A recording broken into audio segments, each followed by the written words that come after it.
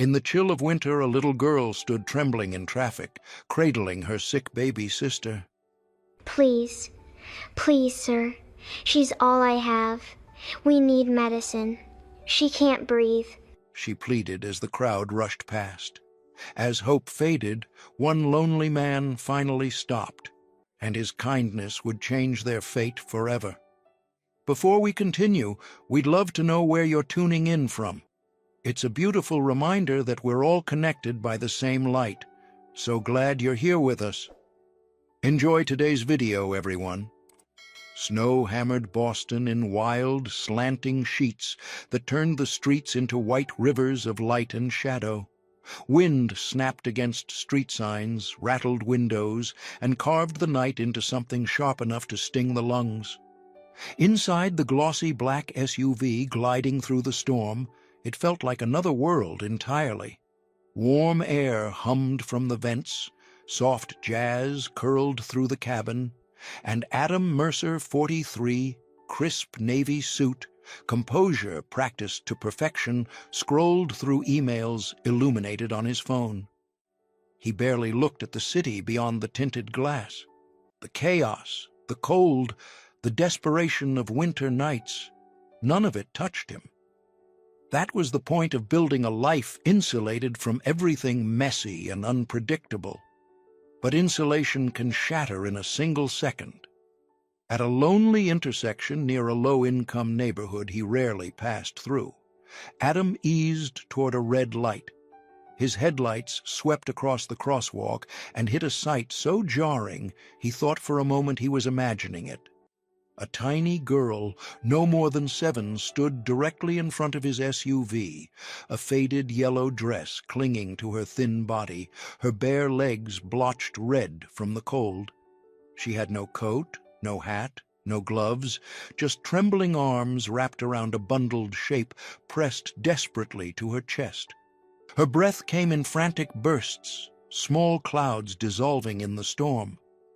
For any American used to winter, the sight struck like a blow.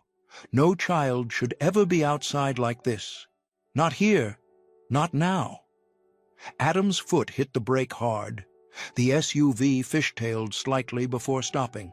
For a split second he sat, frozen, staring through the glass, unable to reconcile the luxury around him with the brutal reality outside. Then the girl stumbled forward, shoe half off, legs shaking, and slapped both hands onto his window. Her palms left wet, trembling prints on the glass.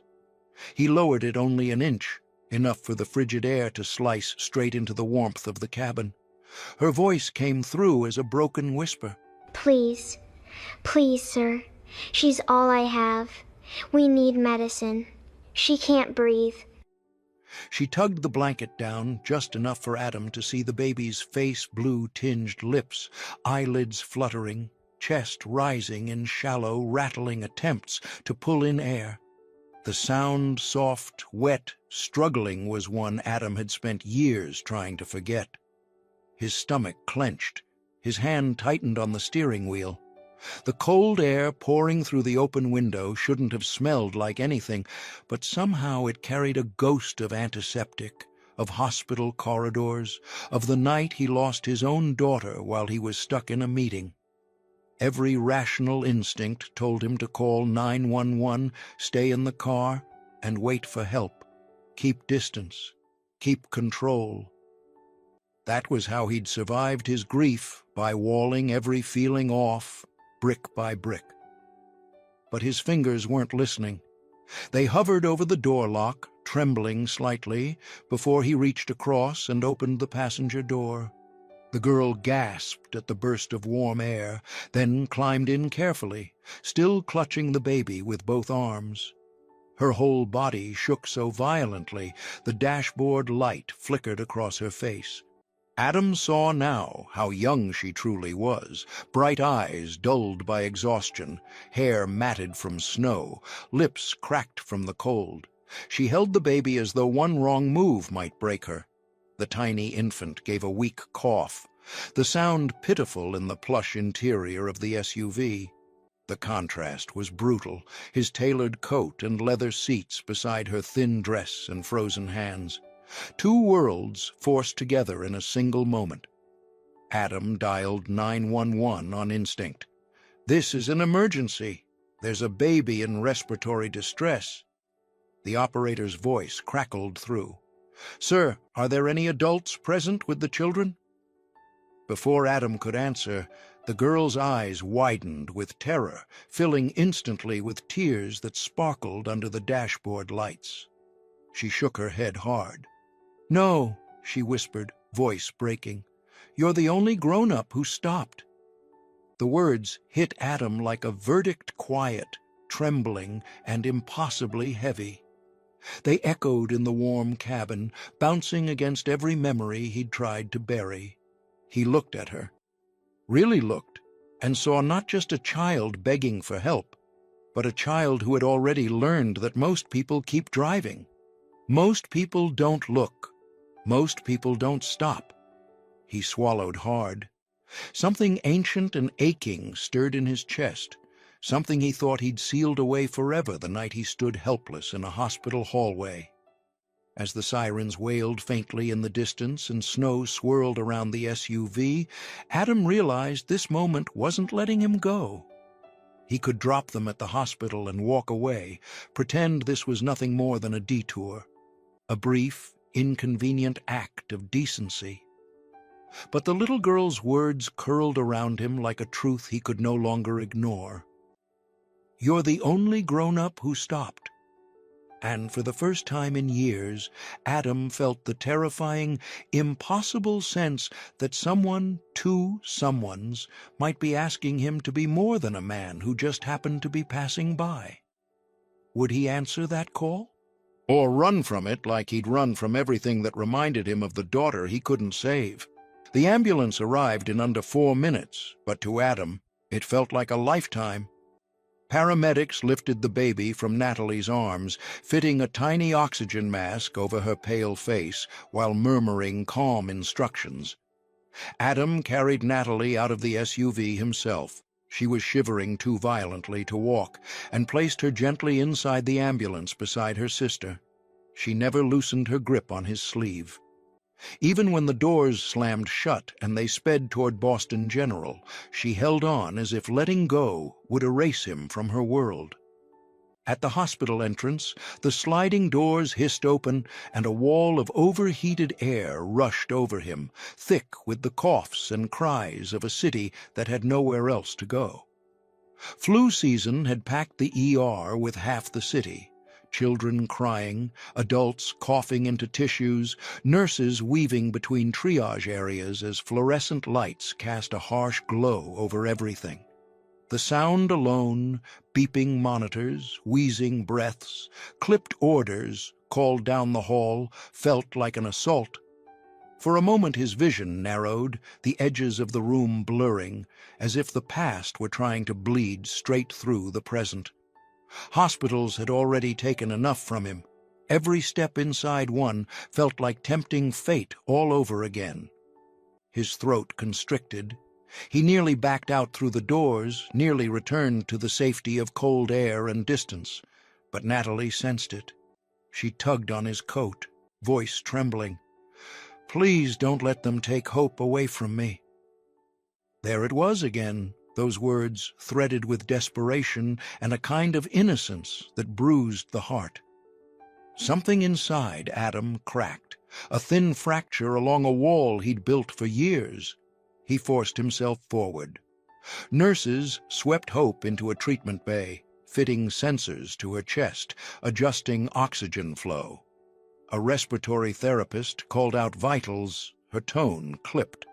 "Her oxygen levels are dangerously low. She's struggling to breathe. We need to start a breathing treatment right now." Natalie tried to follow, but a nurse gently blocked her. "Sweetheart, you need to stay out here." Natalie panicked instantly, her small hands latching onto Adam with surprising strength. "Don't let them take her," she gasped. "If you go, they'll forget about us. Grown-ups always do." The words hollowed Adam like a blow to the ribs. He knelt to her level, trying to steady his voice. "I'm not going anywhere." But as soon as he said it, dread pooled in his stomach because he didn't know if he could keep that promise. A woman in scrubs and a white coat approached. Dr. Elena Park, late 40s, competent posture and eyes that had seen too many nights like this. She studied Adam, then Natalie, then the treatment bay. "Sir, are you the father?" The question blindsided him. His voice came out halting. "No, I found them in the street." Her expression tightened professional suspicion. "Are you a guardian, relative, neighbor?" "No," he repeated, heat rising to his face. "Just someone who stopped." "I see," she said, making a note on her tablet in a tone that suggested this was not enough. "We'll need more than that to determine placement and medical decision authority." Placement. Authority. Words designed to slice through the thin thread of safety Natalie felt in his presence. She shrank closer, nearly hiding behind him. Before Adam could respond, another voice entered the conversation. "Mr. Mercer?" A woman in a navy cardigan with a hospital badge stepped forward. Karen Holmes, Social Services, clipboard held like a shield. She offered a polite but weary smile. "I need to ask a few questions. As of right now, these children have no legal adult responsible for them." Natalie froze. Adam felt her small fingers curl into his coat again. Karen continued gently, though her words carried weight. "Without a parent or guardian present, and given the baby's condition, we may need to contact Child Protective Services. This could lead to temporary foster placement until we determine safety and living arrangements." Natalie's face crumpled. The terror was immediate and raw. "No!" she cried. "Don't split us up. They take brothers and sisters away. Please don't." Her voice broke into a sob that echoed through the hallway, turning heads. Adam felt something primal stir in him, a fierce, protective instinct he thought had died years ago. But logic still warred inside him. He shouldn't get involved. He wasn't their family. He wasn't anyone. Yet the thought of leaving them here alone, swallowed by a system that didn't know them, didn't understand them, made his hands shake. A nurse called from inside the bay. "Dr. Park, we need you. The baby's oxygen numbers are dropping fast." Dr. Park turned, urgency tightening her posture, but not before she shot Adam a sharp look. "Stay. We'll need more information." And then she was gone, swallowed by the curtain. The beeping monitors behind the partition grew louder, more frantic.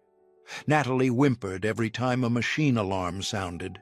The sounds clawed at Adam's chest, dragging him backward into memories he'd worked tirelessly to outrun.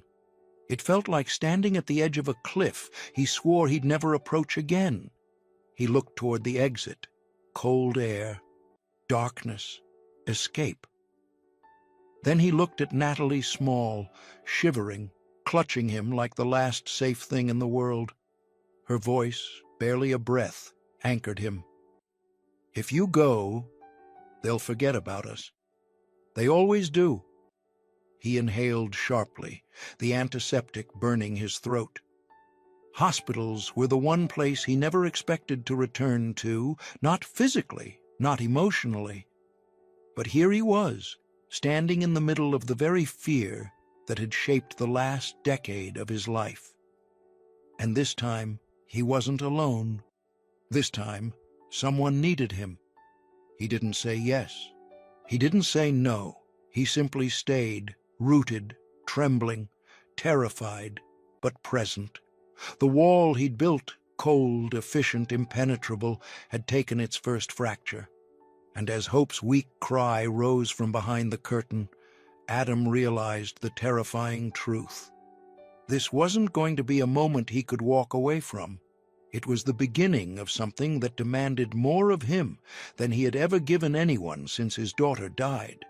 Would he step further into this unfolding responsibility or retreat the moment the pain grew too close to the surface? Karen's request for a home check came as the respiratory team stabilized Hope enough for transfer to the pediatric unit. Adam had expected to be dismissed, thanked, and ushered back into his insulated world. Instead, Karen approached him with a clipboard tucked against her chest and a look that made him feel as though he had wandered into a role he didn't audition for. "We need to assess the girl's living conditions," she explained. "Given the baby's condition and the absence of a parent, this is required protocol."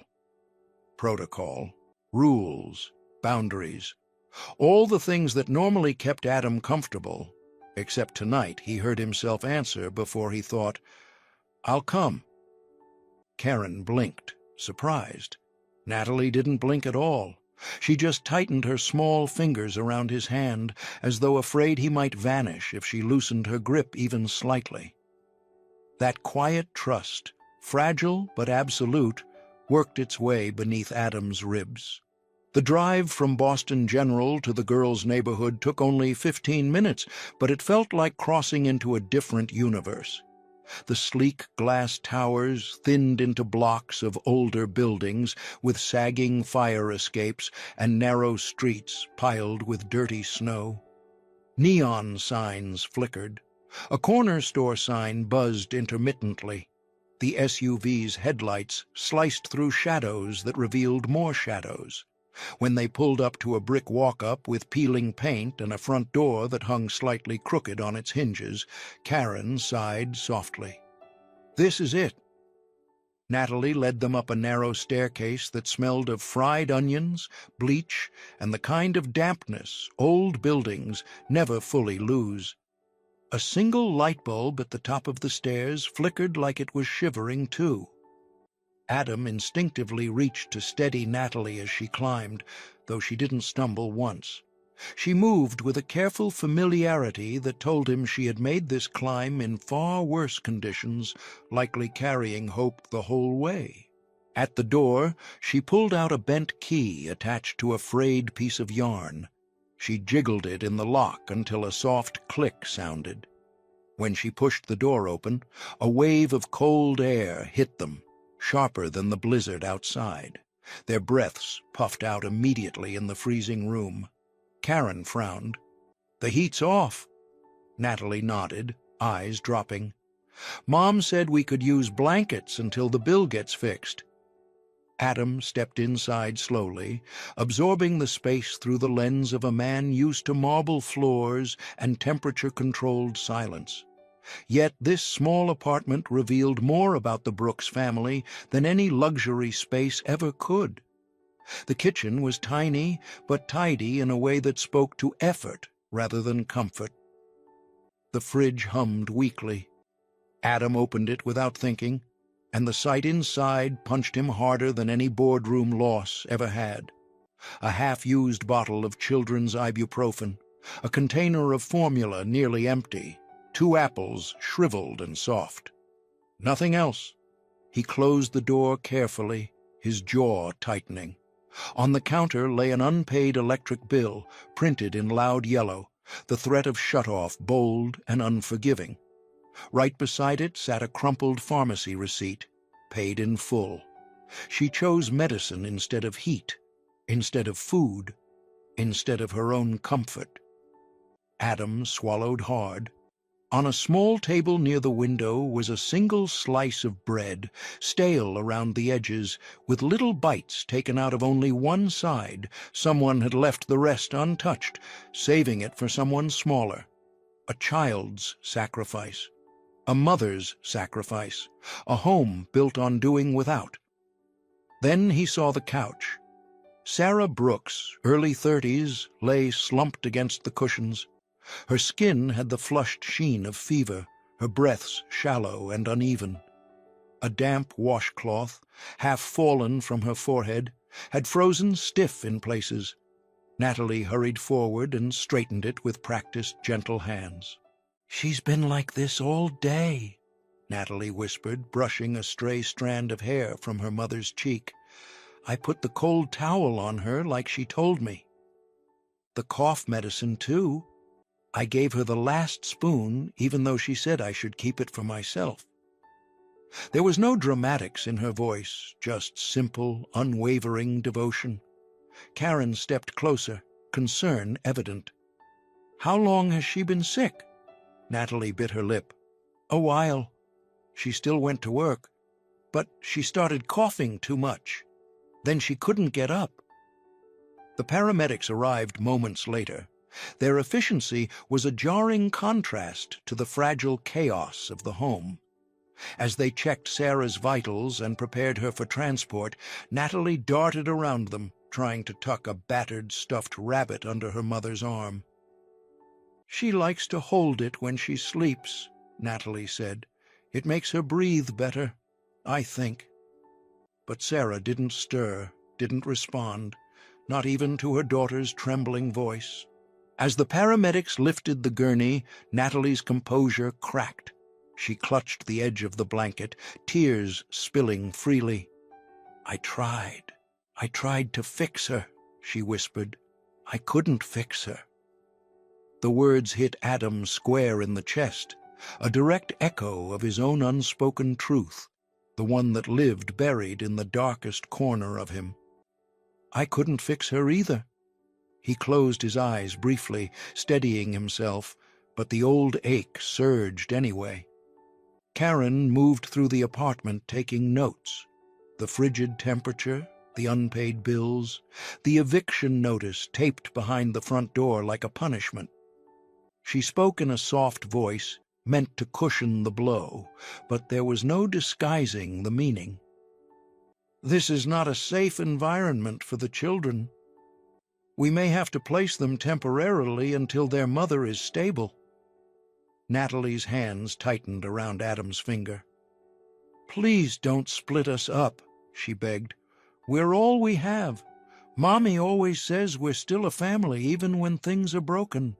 The paramedics wheeled Sarah out. Natalie followed, stumbling a bit from exhaustion, but she didn't release her hold on the blanket draped over the gurney until they reached the ambulance. Adam trailed behind them, the cold biting at his face, but the chill he felt came from something else. A dawning realization. As the ambulance lights painted the snow in blue and red streaks, Adam stood in the freezing doorway of the apartment building, suspended between two worlds: the safe, distant life he knew, and this fragile, shivering family he'd stumbled into. Would he return to his penthouse and convince himself he'd done enough? Or finally accept that maybe, just maybe, his wealth was meant to fix something more human than a failing company? The hospital felt different when they returned, not because it was any warmer, brighter, or quieter, but because Adam walked through the automatic doors with a growing sense that he was tied to these children now in a way he hadn't agreed to, but somehow couldn't deny. Adam should have been at his penthouse by now, answering emails, preparing for tomorrow's morning briefing, sipping a glass of something expensive while watching the storm from behind insulated glass. Instead, he found himself standing behind a pane of hospital glass, staring into Sarah Brooks's critical care room. She looked impossibly small inside the tangle of wires and machines, her chest rising slowly under the oxygen mask. "Her pneumonia is severe," Dr. Park explained quietly beside him. "Combined with untreated asthma and prolonged exhaustion, she's critical. We'll keep her on respiratory support and start aggressive treatment." Natalie pressed her hand flat against the glass. "Is she going to wake up?" Dr. Park hesitated, just long enough for Adam to feel the air tighten. "We're doing everything we can, sweetheart." Adam glanced at Natalie. Her pale face, her trembling lips, the way her small body curled inward as though she feared hope might also slip away if she loosened her grip.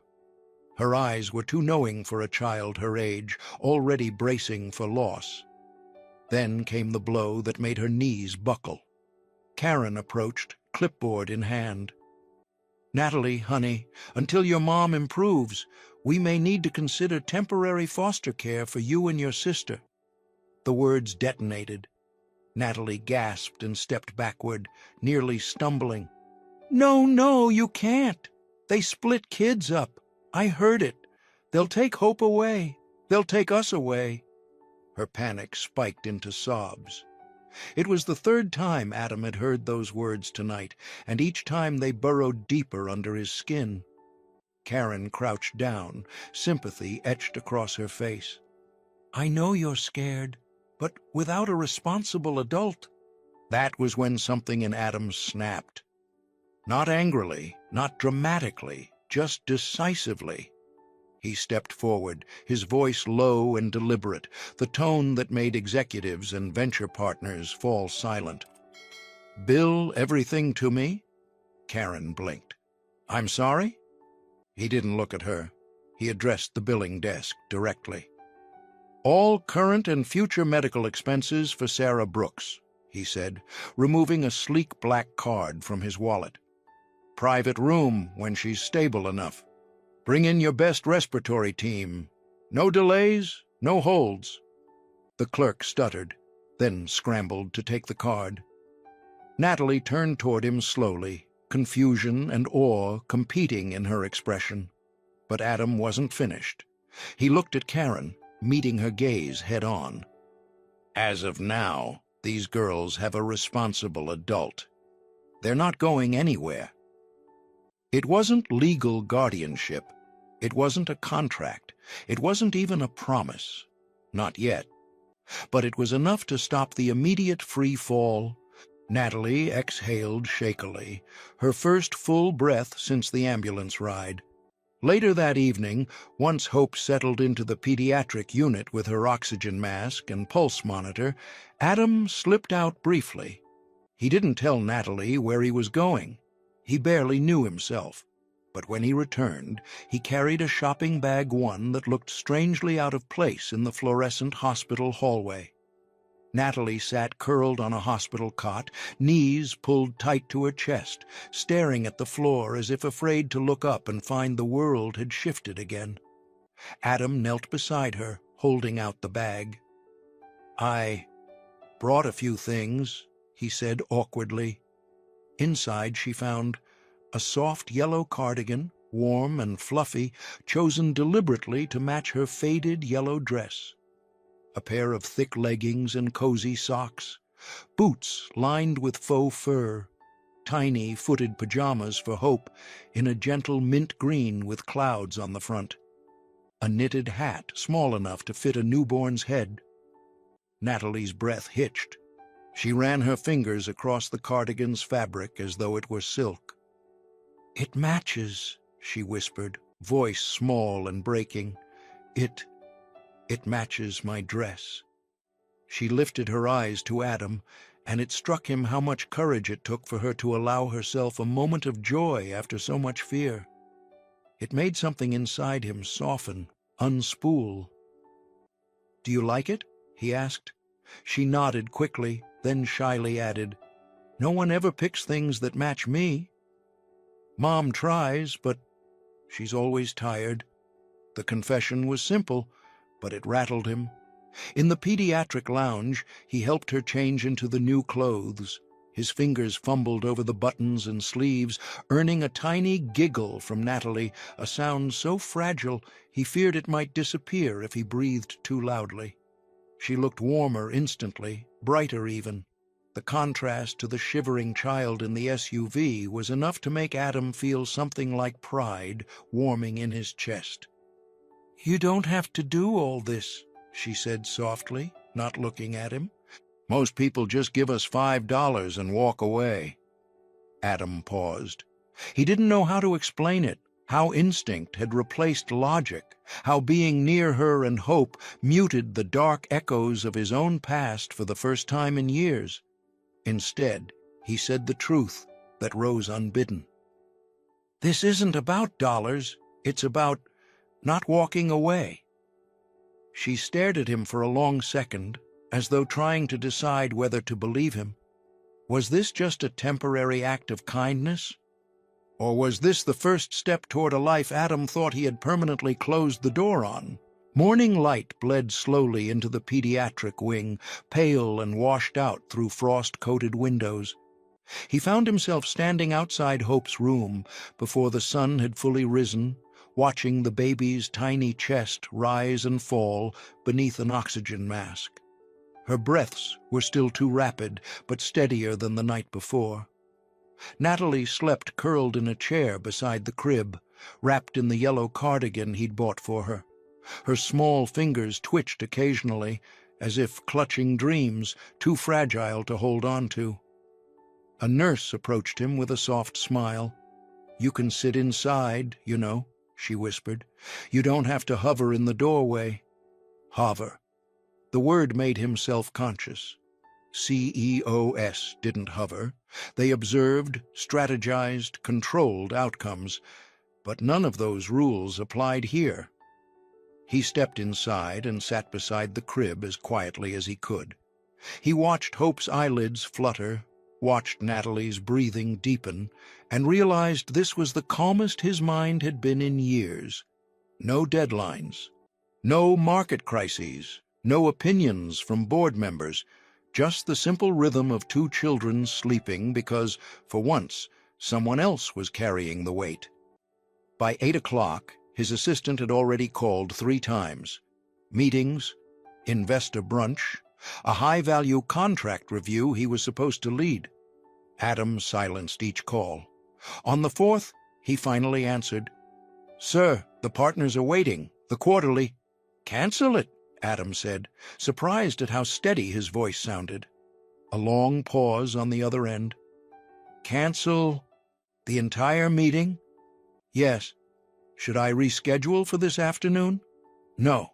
Tomorrow, then." "Marissa," he said, rubbing his forehead, "I'll let you know when I'm available." He hung up before she could protest.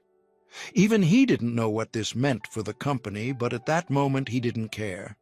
The old Adam would have never allowed such a lapse. This version of him didn't even flinch. Something had shifted quietly, without ceremony, like the slow thaw of ice after a long winter. When Natalie woke, rubbing her eyes and yawning wide, she looked around in momentary panic before spotting him beside the crib. Relief softened her whole body. "I thought you left," she whispered. Adam shook his head. "I said I wasn't leaving, didn't I?" She nodded, though her expression carried the skepticism of a child who had been disappointed too many times. She slid off the chair, her bare feet touching the cold linoleum. Before he could offer help, she climbed into his lap, curling up as though this were something they'd done 100 times before. Her trust disarmed him. Her warmth grounded him. "Want a story?" he asked, not sure why the question even came out. Natalie nodded eagerly. He found a picture book on a nearby shelf, something about a mouse and a moonlit adventure, and began reading aloud. His voice was rusty from disuse, but she didn't seem to mind. She giggled at the funny parts, especially when he tried to imitate the mouse's squeaky voice. Halfway through the book, Hope stirred and released a soft cry. Adam instinctively reached down and lifted her, though he moved awkwardly, unsure of where to place his hands. The nurse chuckled quietly. "Support the head," she coached gently. He adjusted his grip. Hope settled into his chest with surprising ease, her tiny fingers curling into his shirt. A warm heaviness spread across his sternum, softening places he thought had hardened permanently. Natalie giggled again. "You look funny holding babies," she said. "Funny how?" Adam asked, raising an eyebrow. "Like you're scared you're gonna break her," Natalie replied. Then she leaned against his arm.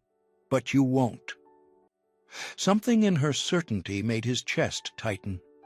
Throughout the day, they fell into a quiet rhythm that felt strangely natural. Natalie told stories about her life, how her mom always sang while cooking, how Hope loved being rocked in the bathroom when the steam from hot water helped her breathe, how the landlord used to bang on the door demanding rent even when her mom pleaded for more time. "She tried so hard," Natalie whispered. "She always said we were still a family even when everything was broken." Adam swallowed hard. He pictured Sarah working double shifts, then coming home to two children who depended solely on her. No safety net, no backup plan, just exhaustion wrapped in love. Late that night, while Natalie colored in a borrowed sketchbook, Adam found himself talking too. He couldn't explain why he did it. Maybe it was the soft light, the quiet hum of machines, or the presence of two children who didn't know his history or expect anything from him. "My daughter had asthma," he said quietly. "We used to keep a rescue inhaler everywhere. One night she had a bad attack. My wife took her to the ER while I was on a conference call. I thought it was routine. She'd been through so many attacks before." His voice faltered. "By the time I got there, it was too late." Natalie looked up slowly. The crayon paused mid-stroke. She didn't ask questions. She didn't say sorry. She simply shifted closer, resting her head lightly against his arm. A child's gesture, simple, pure, grounding. After a long silence, she tore a page from her drawing pad and slid it toward him. On it were 4 stick figures, a mom in a hospital bed, a girl in a yellow dress, a baby with curly scribbles of hair, and a tall man with a tie standing beside them. Above them, in big uneven letters, "Me, Hope, Mom, Mr. Adam, our family." Adam stared at the drawing. Something hot and painful surged behind his eyes. It was too much and not enough all at once. How had he gone from stranger to family in the mind of a child who had every reason not to trust adults? He set the drawing down carefully, like it was something fragile. "Natalie, She cut him off with a small, earnest smile. "You don't have to say anything. I just wanted you to know how it feels to me." He exhaled slowly, the weight of the moment pressing into him. This wasn't temporary for her. This wasn't charity. This was a lifeline, a hope, a possibility.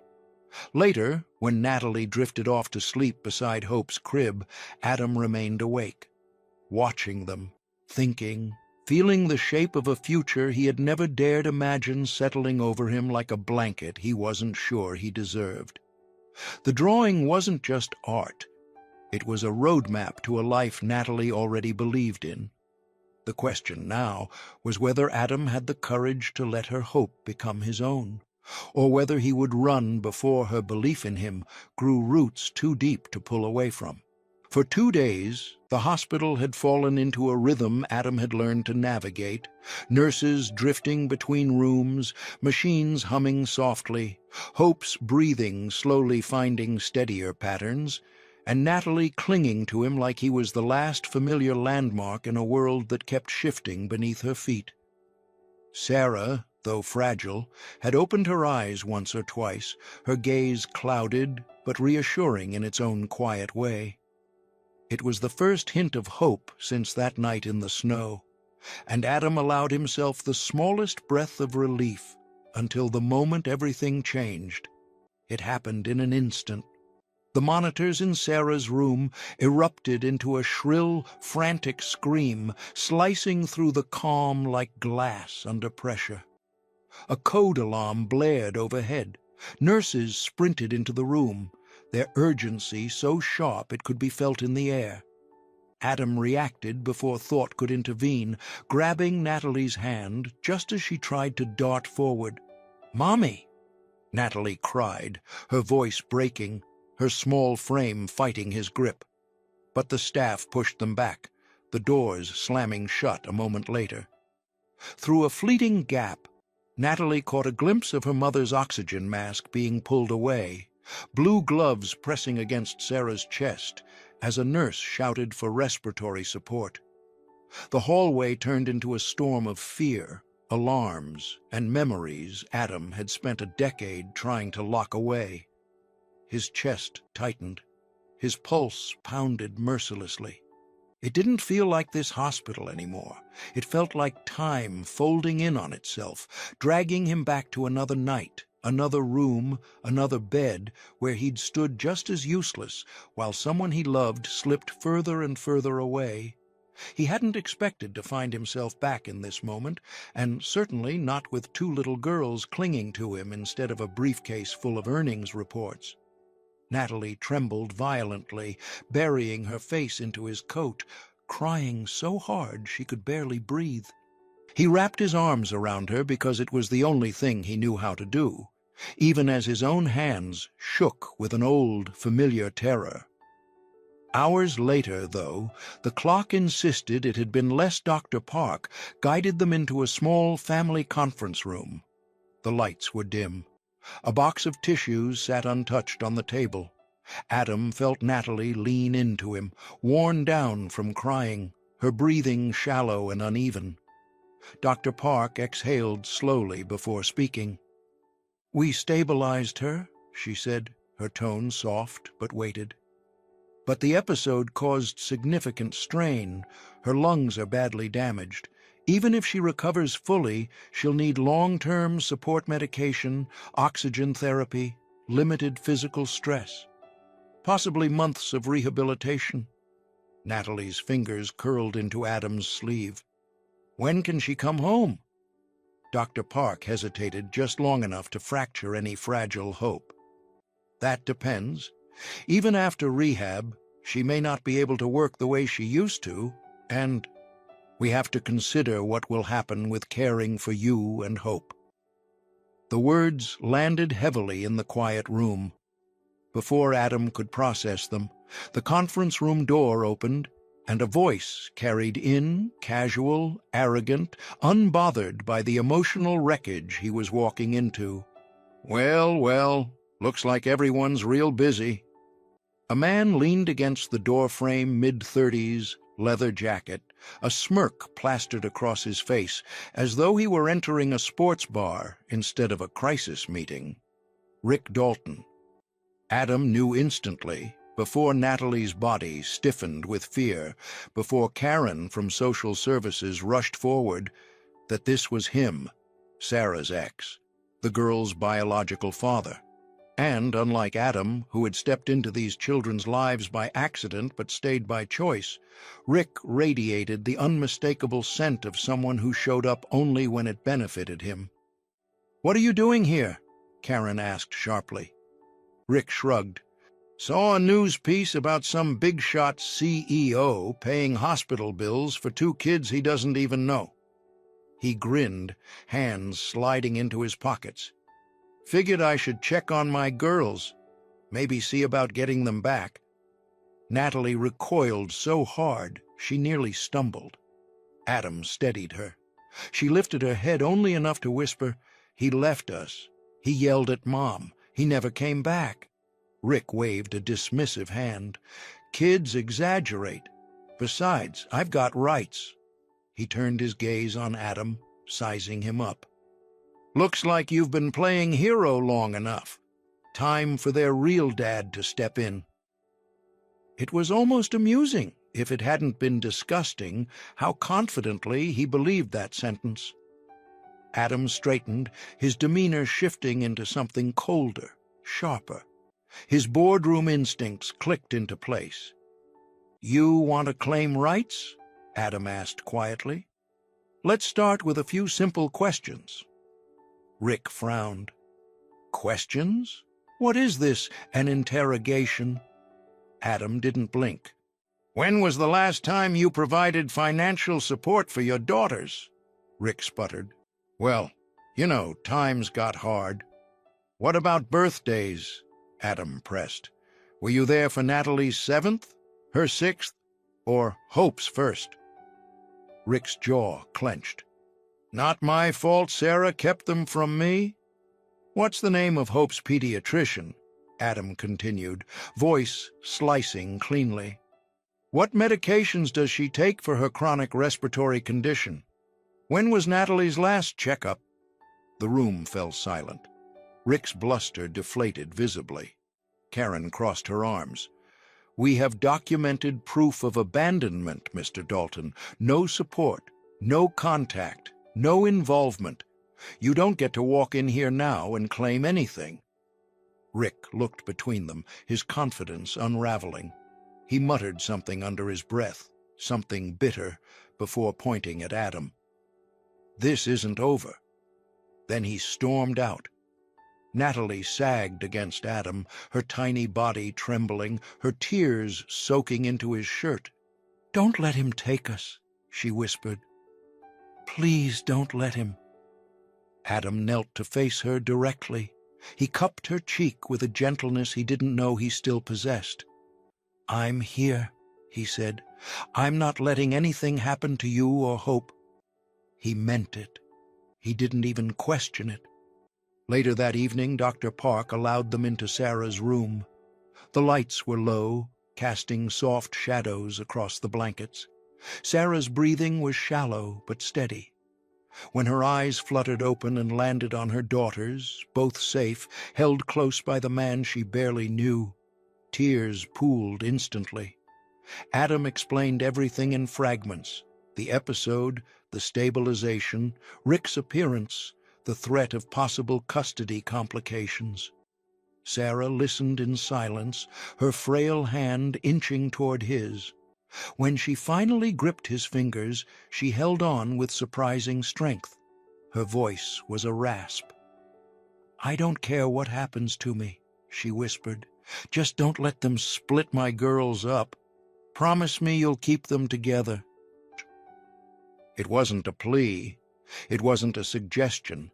It was a sacred charge, born from a mother's last reserves of strength. Adam looked at Natalie sleeping against his side, Hope's tiny hand curled around his thumb.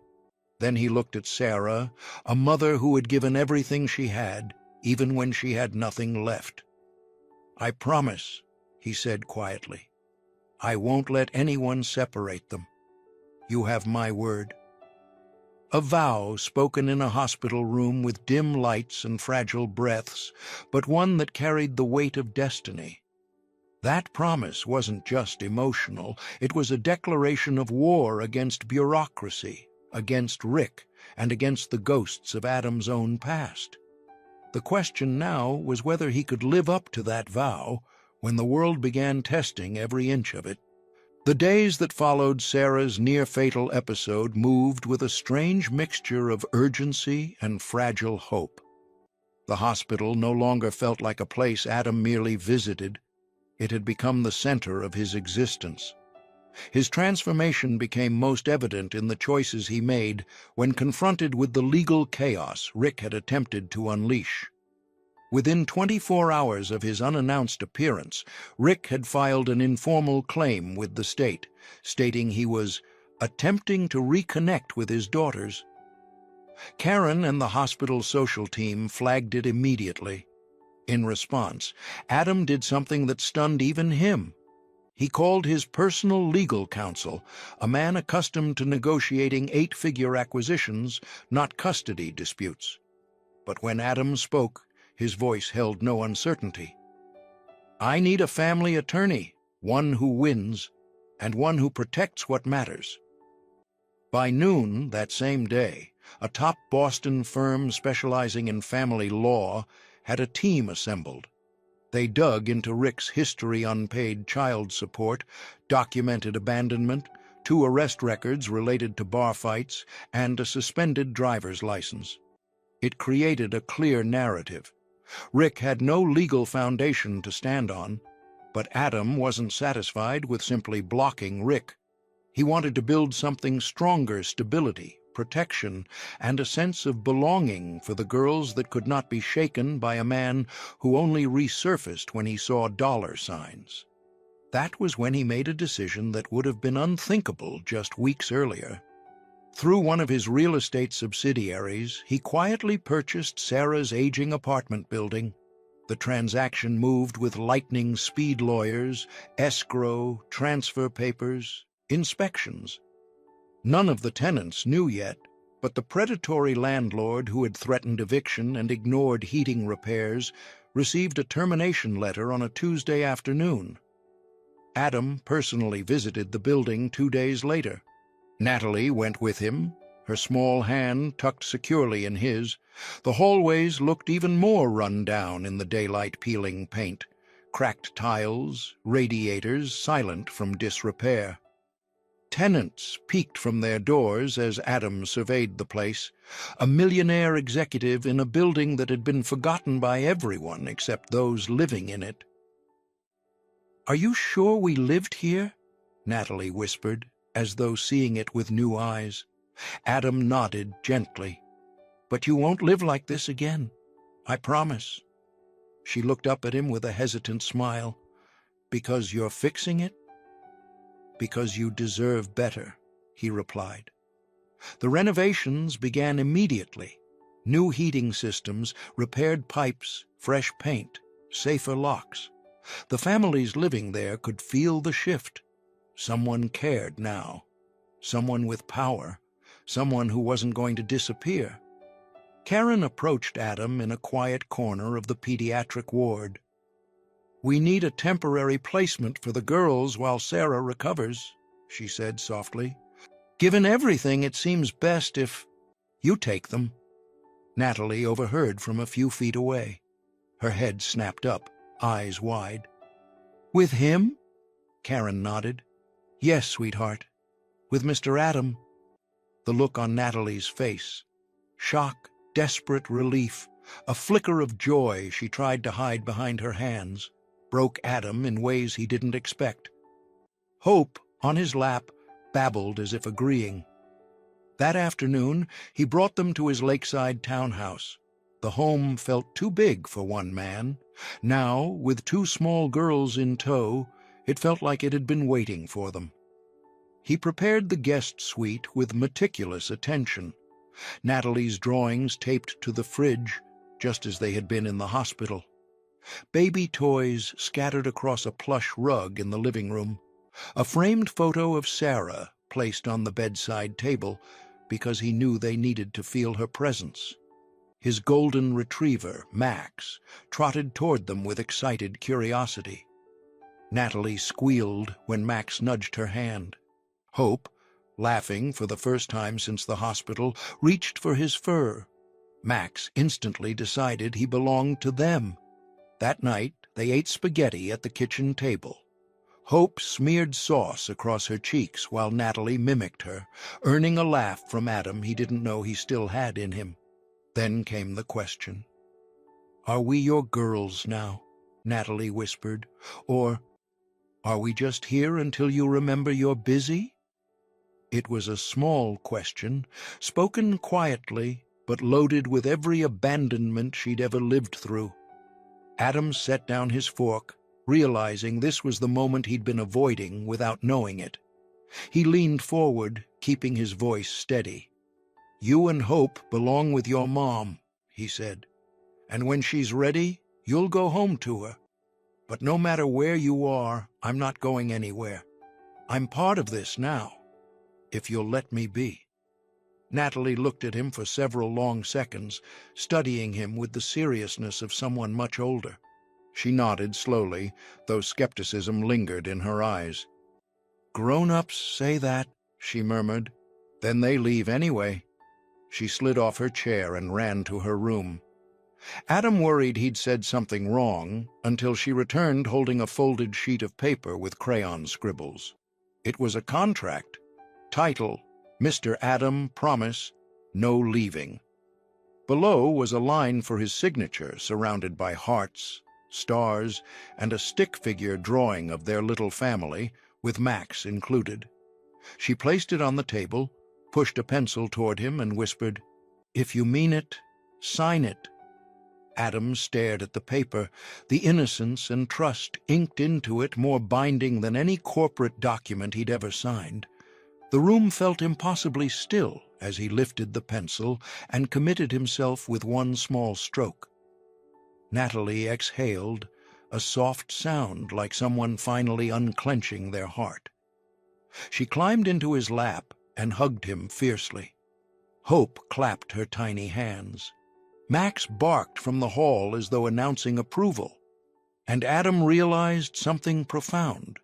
He hadn't just signed her crayon contract. He had signed his life into something new, something terrifying, something fragile, and something he had long given up on.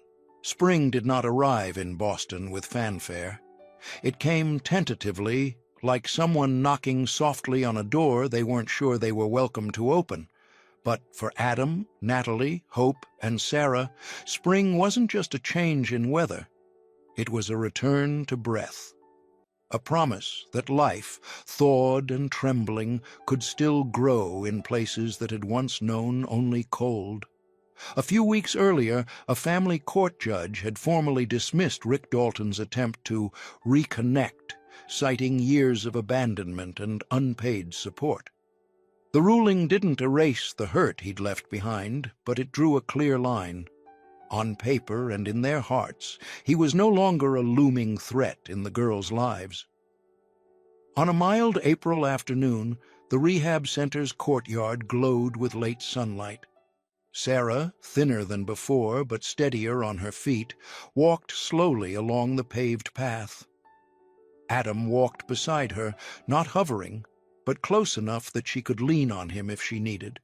A few yards ahead, Natalie chased after Max, the golden retriever, her giggles bright and unrestrained. Hope toddled between them, arms spread for balance, bundled in a soft lavender jacket. Each time she wobbled, Max positioned himself like a furry guardrail, preventing her from falling. The sight alone could melt stone. Sarah stopped, pressing her palm to her chest, not from strain this time, but from emotion too large to contain. "I never thought I'd see this," she whispered.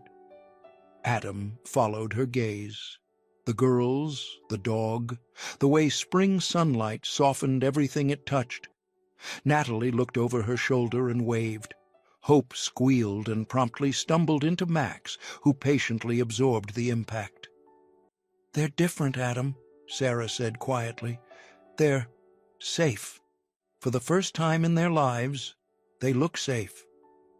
He didn't know how to respond, so he didn't. He simply let the words settle into him. A truth he'd shaped without fully understanding how. His life had changed in ways he could not have predicted. The office no longer consumed him. He attended only the meetings that mattered, delegated more, canceled 3 speaking engagements, and shocked his board by insisting on adding a philanthropic arm to the company, the Hope Initiative, named without hesitation after the baby who had clutched his tie with those tiny fingers as if anchoring him to a world he'd been drifting through. The foundation provided emergency medical care, housing support, and financial assistance for single parents in crisis. Some investors questioned the move. Adam didn't flinch. He had lived long enough measuring his value in net worth. He was done with that. Meanwhile, Sarah began working part-time for the Hope Initiative, coordinating support programs for families like theirs. She had discovered a strength in herself that had been buried under exhaustion for years. She walked alongside Adam, not as someone rescued, but as someone rebuilding. And though she never said it aloud, the look she gave him sometimes, grateful, steady, full of recognition, told him she understood exactly what he had given her daughters. One evening, near sunset, they gathered on a bench in the park outside the rehab center. The sky painted itself in amber and rose, reflecting off the water like molten glass. Hope crawled into Adam's lap and immediately tugged at his tie, an expensive silk piece he barely noticed anymore. She giggled when it loosened, pulling until he gave in and slipped it off entirely. "You're really attached to this tie, huh?" he said, wrapping it gently around her little hand. She babbled happily, waving it like a victory flag. But he knew what Sarah meant. The tie had always symbolized the life he'd built around success, control, distance. Hope, treating it like a toy, pulling it off without hesitation, felt like the universe itself was gently helping him shed the last piece of the man he used to be. Hope reached up then, pressing her tiny palm against his chest as she looked at him with bright curiosity. Then, without warning, the little girl babbled clearly, "Dada." The world paused. Natalie gasped. Sarah's hand flew to her mouth as tears filled her eyes. Adam froze, stunned, not because of the word itself, but because of how right it felt in the moment. He looked to Sarah, uncertain, but she nodded slowly through her tears, approval shining in her expression. Hope wiggled in his arms, repeating it more insistently. "Dada!" He laughed softly, a sound cracked open by emotion. He gathered both girls into his arms, his heart stretching in a way that no quarterly report or business triumph had ever managed. "You stopped my car that night," he said quietly to Natalie, his voice thick. "But you did more than that." He paused, brushing a strand of hair from her forehead. "You started my life over." Because family, Adam realized, wasn't just blood or history or legality. Family was showing up. Family was staying. Family was choosing love every single day, even when it terrified you. And for Natalie, the girl who once whispered, "She's all I have," into a blizzard, the truth had changed. She had hope. She had her mother. She had Adam. And together, they had a future that finally, blessedly, felt warm. And that's where this story comes to a close for now. I'll be honest, telling this one stayed with me. It reminded me that sometimes the smallest hands pull us back into the world we thought we'd lost. Healing really does begin the moment we choose to stay, when walking away would be easier. Because family isn't born, it's built, breath by breath, through love that refuses to leave. How about you? Was there a moment in this story that touched something in you? I'd truly love to hear. Drop a comment and share your heart with me. If this story meant something to you, even quietly, please like, share, and subscribe. It helps keep these stories alive. And don't forget, there are more inspiring videos waiting for you on the end screen or in the playlist. Thank you for being here with me. I'm Flint, wishing you warmth, steadiness, and the kind of love that stays. I'll see you in the next story, my friend.